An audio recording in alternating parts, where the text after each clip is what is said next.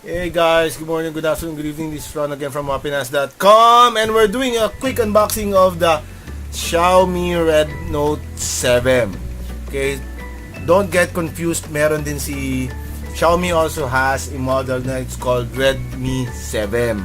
So this is different from that one. This is the Note 7. Okay, so there are three variants of the Redmi Note 7. Okay, that's launched in the Philippines. May 3GB plus 32GB, which is priced at 7,990. 4GB plus 64GB, 9,990, and the 4GB and 128GB, which is 11,490. I bought this from Lazada. They restocked it today. This is the 3GB plus 32GB variant. Okay? So, buksan natin mga kaibigan. Yan! Pangit ng kamay ko. Okay. So, it comes with the manual and yay, may silicone case or kung ano man yung tawag mo dyan, whatever you want to call it, plastic case, whatever. So at least out of the box, your phone is protected na kahit pa paano. Okay. So we have the unit here. Okay, put it there. The rest of the items in the box is the charger, and from what I see, it's a Type C. Nice one, Xiaomi. Okay, good yun. And the wall charger. Okay, so not gonna put that out na. Don't complain na naman na you did not show that. Anyway, so as you can see, here's the actual phone. Tanggalin muna natin. It says it's using a 48 megapixel camera and a 5 megapixel camera for the rear. It's a 6.3 FHD plus full screen display, 2.5D curved reflective glass back cover. So glass in yung likod. So don't drop this, guys. Qualcomm Snapdragon 660. Okay. Octa-core up to 2.2 gigahertz. It's a 4,000 milliampere battery phone. Okay. As you can see here, we're trying to power it on. I'm not sure if it doesn't have charge. Buti na lang meron ako naka-ready ditong Type C. So while we're charging, so look at the front camera, pinhole na lang so maliit mo lang siya, or teardrop, whatever you want to call it. So as you can see, meron dito nakalagay. It looks like it's a triple SIM, a triple tray. Please do not insert non-standard SIM cards into the SIM card. Okay, so walang sinabi. No, from the way I see it, I had to check it properly. It's using the modified SIM tray, no?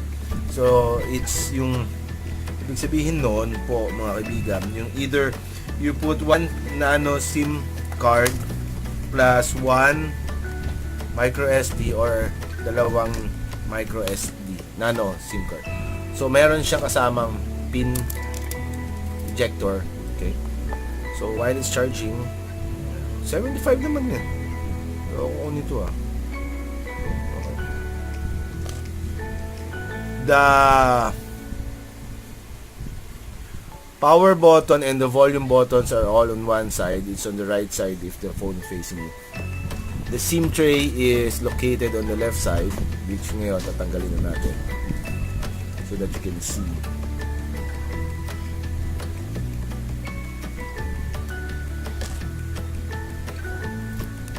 So yun nga, it's using a standard modified SIM tray, one nano SIM card and one micro SD or dalawang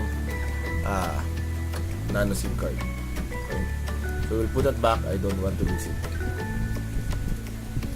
Meron siyang headset jack, although walang headset na kasama. There's the two cameras in the back. Okay. Loudspeaker in the bottom. Meron siyang sticker which we will remove.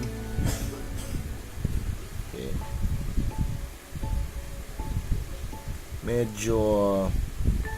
Medyo ayaw magpatanggal ng front sticker. Okay.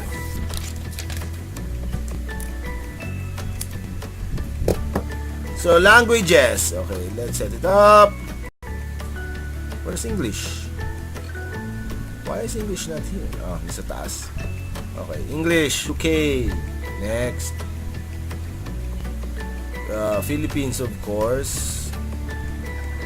Sometimes, depends on the country, like with the Poco phone, which I'm using now to video, some of the phone was not available. Okay? So, ayan. We'll skip that. Skip. So, skip. Accept. Okay. Skip. Skip. So, okay. It's loading the apps. There's also a Note 7 Pro as far as I know. Pero I'm not sure. I don't think it's gonna be released here in the Philippines. There's two kinds of ROM, the China and the global ROM. This is the global ROM. Let's just wait for a little while it loads. This is supposed to be a 3 gig RAM phone. Yon, setup complete.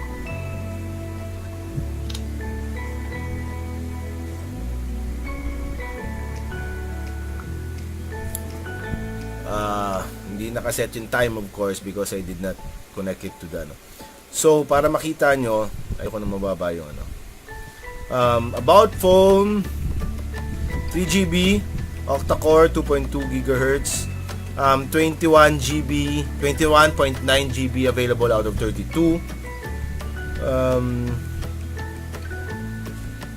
Okay, yon. So, Redmi Note 7 nakalagay. Android version 9. Okay. Ano yan? Pi? Okay. The camera, hello.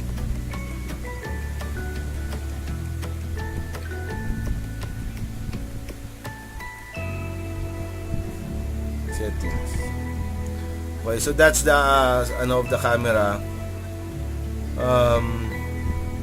And the quality and all that stuff. Okay. Now for the quick specs, as I mentioned already, it's a 4,000 milliampere phone by yung battery niya, no? It's a Corning Gorilla Glass 5. So, medyo safe yung screen mo in terms of scratches, pero sometimes micro scratches still appear like what happened with my Poco phone. Okay, so it's 6.3. May fingerprint scanner. It has IR blaster. So this is a phone that I really need.